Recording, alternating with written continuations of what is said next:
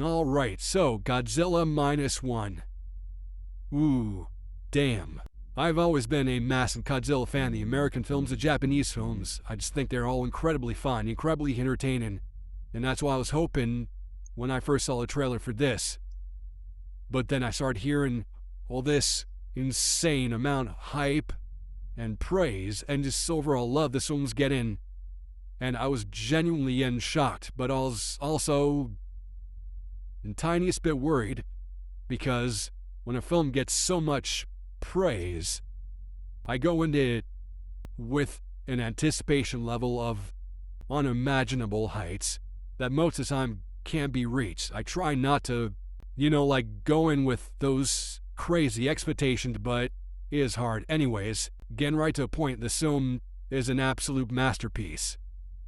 I've never had this kind of experience in a film, even with previous Godzilla films. No one ever goes to these films for the human characters. Most of the time, it just kind of fails anyways. You're bored by them. The comedy is just... But the first time ever where you actually go into these films, go into one of these films, you actually care about the characters, you want to see them survive, you don't want to see anything happen to them, and that just adds a whole other layer of emotion and tension to this film. And then on top of that, of course, you get what everyone goes to these films for, Godzilla. And holy shit, he has never been better in any of these films. I really loved any interpretation we get of this character, whether he's an anti-hero, like an equalizer of nature, such as the Monsterverse films. But I also love these classic, Toho Godzilla movies where he's a genuine monster. In this film, he is an absolute beast, literally and figuratively. Apparently the budget for this film was $15 million, if I'm not wrong, and this looks better than most expensive blockbusters we've gone the past year. Like, there are moments I could swear they were using like practical effects, and that's just how good the CGI looks. Every moment he's on screen, every roar he belts out, I was shaken. I could almost, I could feel it, and I've not gotten that experience or that feeling since I watched Godzilla 2014, and the first moment he appears on the screen.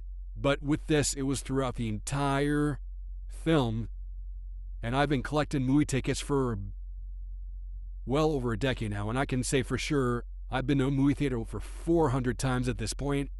Never have I had a better experience than I did watching this film. It was absolutely crazy.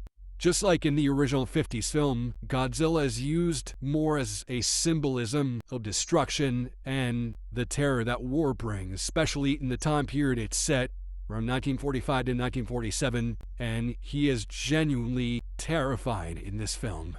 This is definitely not the Monsterverse Godzilla. Like this Toho Godzilla is absolutely here to just annihilate everything and cause so much destruction. And on one hand, it was so fun to watch him. On the other, it was just incredibly scary. That is amazing. But getting into the human side of the story, I think most people then agree they never really work in these monster films. They're just either not interesting whatsoever, even like the older Godzilla films, or like in the Monsterverse films, how much it tries to focus on that part of the story, or how much it tries to insert comedy or like comedic moments in it, it never works. It's always just, it's irritating, if I'm being honest, because you're there for the monsters, you don't care about the humans. That is not the case with this film. You do spend a decent chunk of the runtime with these characters, but you're given such amazing arcs, storylines, all of that with like each of these characters, specifically the main character, and because of that main character's journey, the emotion they put into him, and his relationship with others in this film is really what drives it and completely sets it apart from every other Godzilla film before. Having that mixed in with, the entire Godzilla storyline and is what really made this an incredible film. Every moment he's on screen, I won't keep going on and on since it's been about 6 minutes at this point, so I'll wrap it up. Overall, I will say If you were a Godzilla fan, if you were just a fan of films in general, go see this on the biggest screen possible. Go see it in IMAX, whatever possible theater that feels like larger than life, because that's exactly how Godzilla -1 feels. I have absolutely no negatives. This is a perfect film. It is easily a 10 out of 10 and one of the best of 2023.